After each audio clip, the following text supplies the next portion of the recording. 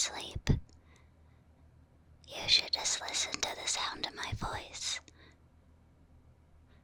Today I'm going to be reading you one of my favorite books. It's Howl's Moving Castle by Diana Wynne Jones.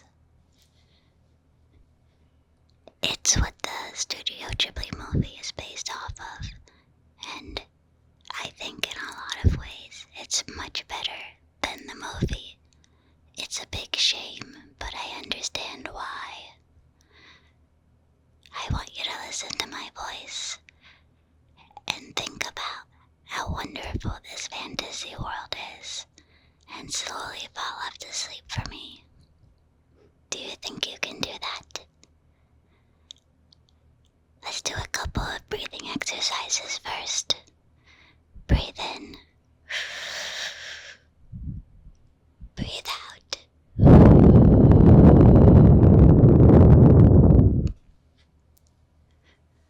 Breathe in. Breathe out.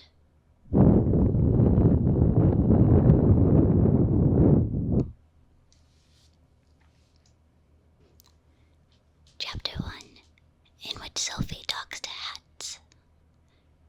In the land of Inquiry, where such things as 7-league boots and cloaks of invisibility really exist, it is quite a misfortune to be born the eldest of 3.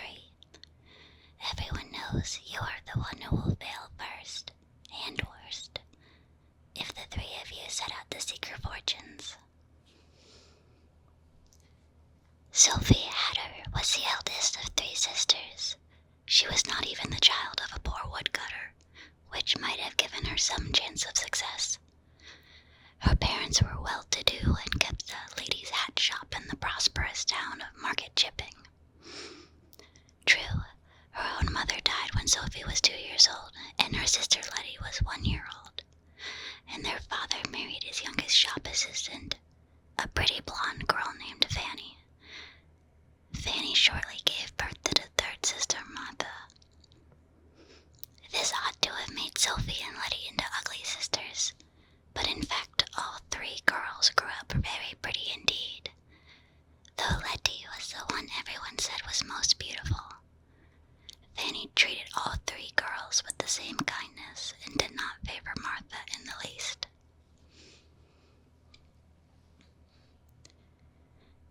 Mr. Hatter was proud of his 3 daughters and sent them all to the best school in town. Sophie was the most studious. She read a great deal and very soon realized how little chance she had of an interesting future. It was a disappointment to her, but she was still happy enough, looking after her sisters and grooming Martha to seek her fortune when the time came. It was a disappointment to her, but she was still happy enough, looking after her sisters and grooming Martha to seek her fortune when the time came. Since Fanny was always busy in the shop, Sophie was the one who looked after the younger 2. There was a certain amount of screaming and hair pulling between those younger 2. Letty was by no means resigned to being the one who, next to Sophie, was bound to be the least successful. "It's not fair," Letty would shout. "Why should Martha have the best of it just because she was born the youngest? I shall marry a prince, so there." To which Martha always retorted that she would end up disgustingly rich without having to marry anybody. Then Sophie would have to drag them apart and mend their clothes. She was very deft with her needle. As time went on, she made clothes for her sisters too. There was one deep rose outfit she made for Letty, the Mayday before this story really starts, which Fanny said looked as if it had come from the most expensive shop in Kingsbury.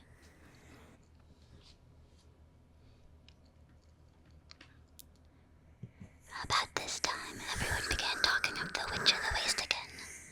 It was said the witch had threatened the life of the king's daughter, and that the king had commanded his personal magician, Wizard Suleiman, to go into the waste and deal with the witch. He had got himself killed by her. So when, a few months after all that, a tall black castle suddenly appeared on the hills above Market Chipping, blowing clouds of these 4 tall tin turrets. Everybody was fairly sure that the witch had moved out of the waste again, and was about to terrorize the country the way she used to 50 years ago. People got very scared indeed. Nobody went out alone, particularly at night. What made it all the scarier was that the castle did not stay in the same place. Sometimes it was a tall black smudge on the moors to the northwest. Sometimes it reared its head above the rocks to the east. And sometimes it came right downhill to sit in the heather only just beyond the last farm to the north. You could actually see it moving sometimes, with smoke pouring out from the turrets in dirty gray gusts. For a while, everyone was certain that the castle would come straight down into the valley before long, and the mayor talked of sending to the king for help. But the castle stayed roving about the hills, and it was learned that it did not belong to the witch, but to Wizard Howl. Wizard Howl was bad enough, though he did not seem to want to leave the hills. He was known to amuse himself by collecting young girls and sucking the souls from them. Scary, right? Or some people said he ate their hearts. He was an utterly cold-blooded and heartless wizard, and no young girl was safe from him if he caught her on her own. Sophie, Letty, and Martha, along with all the other girls in the market chipping, were warned to never go out alone, which was a great annoyance to them. They wondered what use Wizard Howl found for all the souls he collected. They had other things on their minds before long, however, for Mr. Hatter died suddenly just as Sophie was old enough to leave school for good. Then it appeared that Mr. Hatter had been altogether too proud of his daughters. The school fees he had been paying had left the shop with quite heavy debts. When the funeral was over, Fanny sat down in the parlor in the house next door to the shop and explained the situation. "You'll all have to leave that school, I'm afraid," she said. "I've been doing sums back and forth in front and sideways, and the only way I can see to keep the business going and take care of the 3 of you is to see you all settled and promising apprenticeships somewhere. It isn't practical to have you all in the shop. I can't afford it. So this is what I've decided. Letty first." Letty looked up, glowing with health and beauty, which sorrow and black clothes could not hide. "I want to go on learning," she said. "So you shall, love," said Fanny. "I've arranged for you to be apprenticed to Cesare's, the pastry cook in Market Square. They've a name for treating learners like kings and queens, and you should be very happy there as well as learning a useful trade. Miss Cesare's a good customer and a good friend, and she's agreed to squeeze you in as a favor." Letty laughed in the way that showed she was not at all pleased. "Well, thank you," she said. "Isn't it lucky that I like cooking?" Fanny looked relieved. Letty could be awkwardly strong-willed at times. "Now, Martha," she said, "I know you're full young to go out to work, so I thought round for something that would give you a long, quiet apprenticeship and go on being useful to you, whatever you decide to do after that. You know my old school friend, Annabelle Fairfax?" Martha, who was slender and fair, fixed her big gray eyes on Fanny almost as strong-mindedly as Letty. "You mean the one who talks such a lot," she said. "Isn't she a witch?" "Yes, with a lovely house and clients all over Floating Valley," Fanny said eagerly. "She's a good woman, Martha. She'll teach you all she knows and very likely introduce you to grand people she knows in Kingsbury. You'll be all set up in life when she's done with you."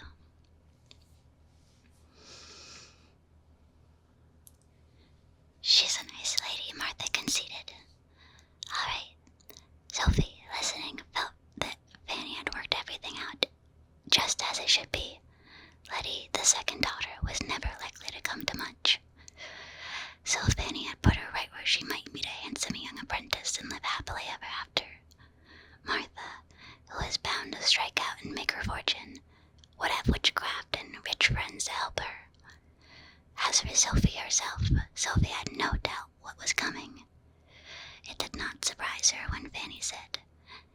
Sophie, dear, it seems only right and just that you should inherit the hat shop when I retire, being the eldest as you are. So I've decided to take you on as apprentice myself to give you a chance to learn the trade. How do you feel about that? Sophie could hardly say that she simply felt resigned to the hat trade, so she thanked Fanny gratefully. So that's settled then, Fanny said. The next day, Sophie helped Martha pack her clothes in a box, and the morning after that they all saw her off on the carrier's cart, looking small and upright and nervous. For the way to Upper Folding, where Miss Fairfax lived, lay over the hills past Wizard Owl's moving castle. Title drop, that's his castle, that's Owl's moving castle. Martha was understandably scared. She'll be all right, said Letty. Letty refused all help with the packing. When the carrier's cart was out of sight, Letty crammed all her possessions into a pillowcase and paid the neighbor's boot boy 6 pence to wheel it in a wheelbarrow to Cesari's in Market Square.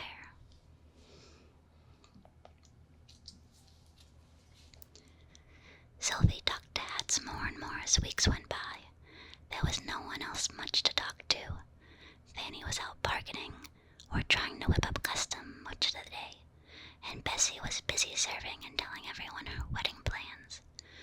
Sophie got into the habit of putting each hat on its stand as she finished it, where it sat looking almost like a head without a body, and pausing while she told the hat what the body under it ought to be like.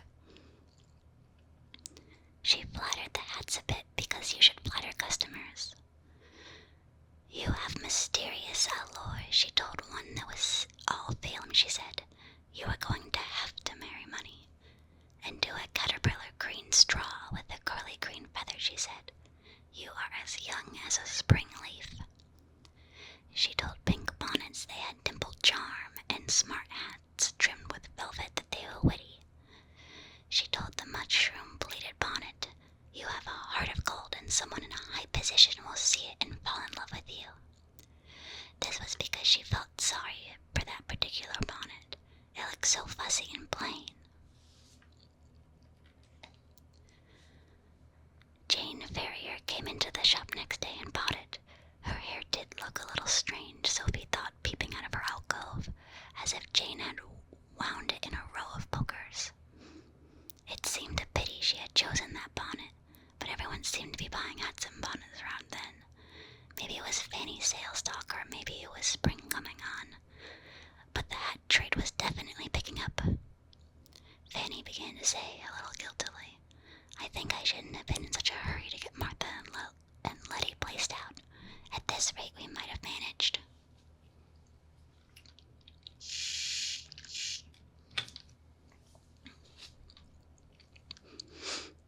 There was so much custom as April drew on towards Mayday that Sophie had to put on a demure gray dress and help in the shop too.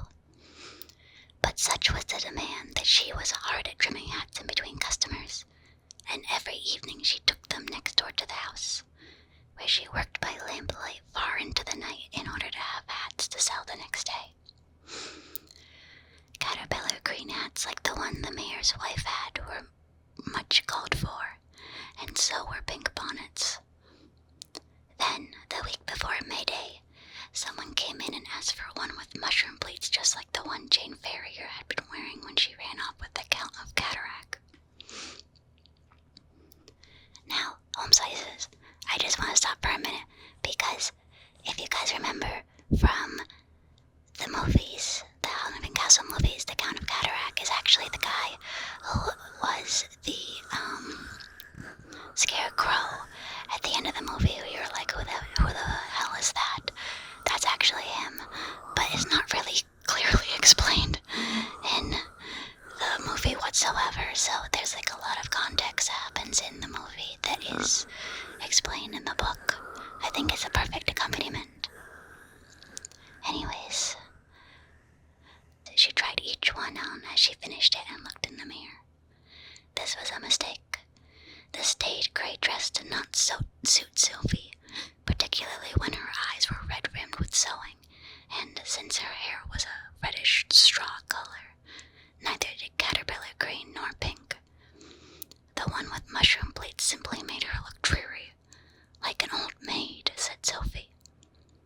Not that she wanted to race off with counts like Jane Ferrier, or even fancying herself half the town offering her marriage like Letty. But she wanted to do something. She was not sure what, that had a bit more interest to it than simply trimming hats. She thought she would find time the next day to go talk to Letty.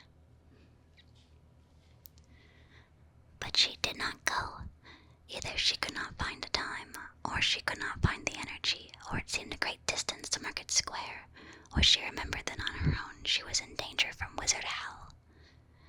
Anyway, every day it seemed more difficult to go and see her sister. It was very odd. Sophie had always thought she was nearly as strong-minded as Letty. Now she was finding excuses that there were some things she could only do when there were no excuses left. This is absurd, Sophie said. Market Square is only 2 streets away, if I run. And she swore herself she would go round to Cesari's when the hat shop was closed for Mayday. Meanwhile, a new piece of gossip came into the shop. The king had quarreled with his own brother, Prince Justin, it was said. Oh shit, actually, yeah, Prince Justin was the one who was the scarecrow. It's okay. A broken clock is right at least twice a day, right? The king had quarreled with his own brother, Prince Justin, it was said, and the prince had gone into exile. Nobody quite knew the reason for the quarrel, but the prince had actually come through market chipping in disguise a couple of months back, and nobody had known. The Count of Cataract had been sent by the king to look for the prince when he happened to meet Jane Ferrier instead. Sophie listened and felt sad. Interesting things did seem to happen, but always to somebody else. Still, it would be nice to see Letty.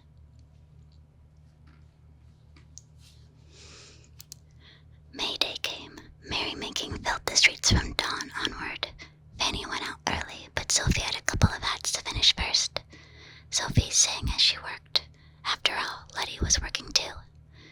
Cesari's was open till midnight on holidays. I shall buy one of their cream cakes, Sophie decided. I haven't had one for ages. She watched people crowding past the window in all kinds of bright clothes. People selling souvenirs, people walking on stilts, and felt really excited. But when she at last put a gray shawl over her gray dress and went out into the street, Sophie did not feel excited. She felt overwhelmed. There were too many people rushing past, laughing and shouting, far too much noise and jostling. Sophie felt as if the past months of sitting and sewing had turned her into an old woman or a semi-invalid. She gathered her shawl round her and crept along those close to the houses, trying to avoid being trodden on by people's best shoes or being jabbed by elbows and trailing silk sleeves. When there came a sudden volley of bangs from overhead somewhere, Sophie thought she was going to faint. She looked up and saw Wizard Howl's castle right down on the hillside above the town. So near it seemed to be sitting on the chimneys. Blue flames were shooting out of all 4 of the castle's turrets, bringing balls of blue fire with them that exploded high into the sky, quite horrendously. Wizard Howl seems to be offended by Mayday, or maybe he was trying to join in his own fashion. Sophie was too terrified to care. She would have gone home, except that she was halfway to Cesari's by then, so she ran. What made me think I wanted life to be interesting, she asked as she ran. I'd be far too scared. It comes of being the eldest of 3. When she reached Market Square, it was worse if possible. Most of the inns were in the square.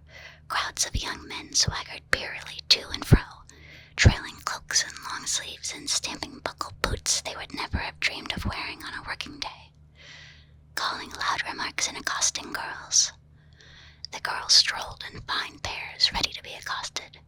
It was perfectly normal for Mayday, but Sophie was scared of that too. And when a young man in a fantastical blue and silver costume spotted Sophie and decided to accost her as well, Sophie shrank into a shop doorway and tried to hide. The young man looked at her in surprise. It's all right, right, you little gray mouse, he said, laughing rather bitterly. I only want to buy you a drink. Don't look so scared. The pitying look made Sophie utterly ashamed. He was such a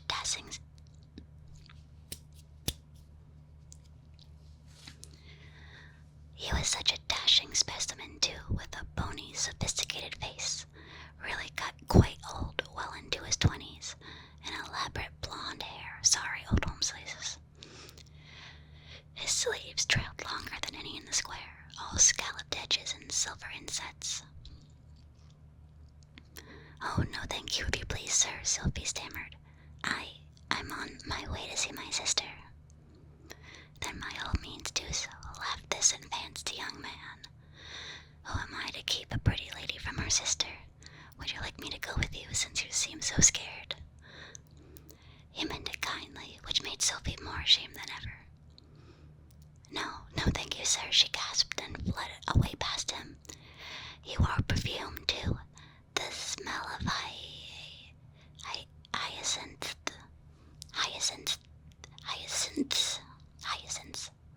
The smell of hyacinths followed her as she ran. What a courtly person, Sophie thought, as she pushed her way in between the little tables outside Cesari's. The tables were packed, inside was packed, and as noisy as a square. Sophie located Letty among the line of assistants at the counter because of the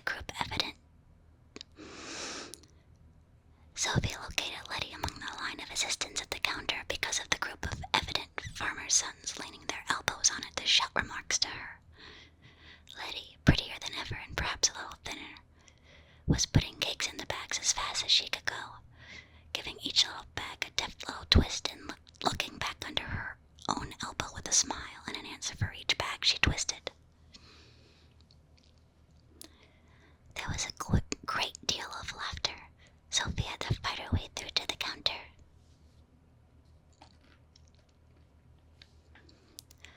Letty saw her. She looked shaken for a moment.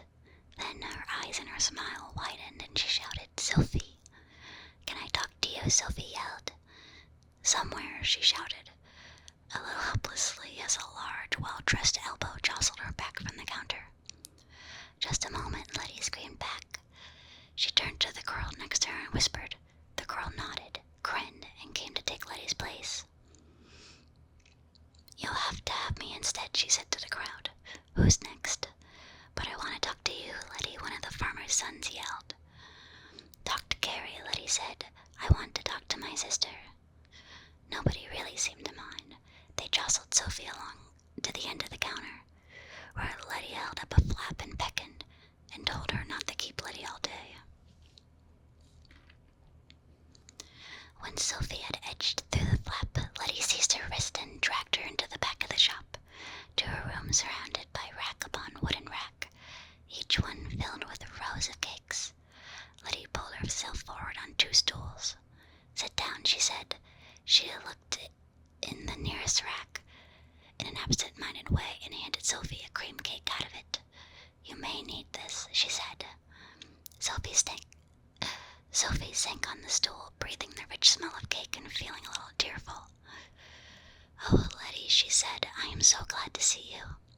"Yes, and I'm glad you're sitting down," said Letty. "You see, I am not Letty, I'm Martha."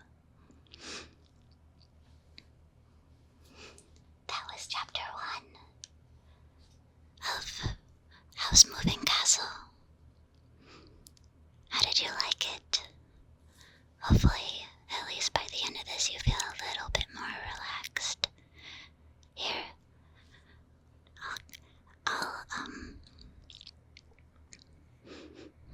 I'll make a little bit of white noise just to make sure. Hopefully you're already asleep by then. But I'll give you just a little bit more, that you better be asleep by the time I'm done.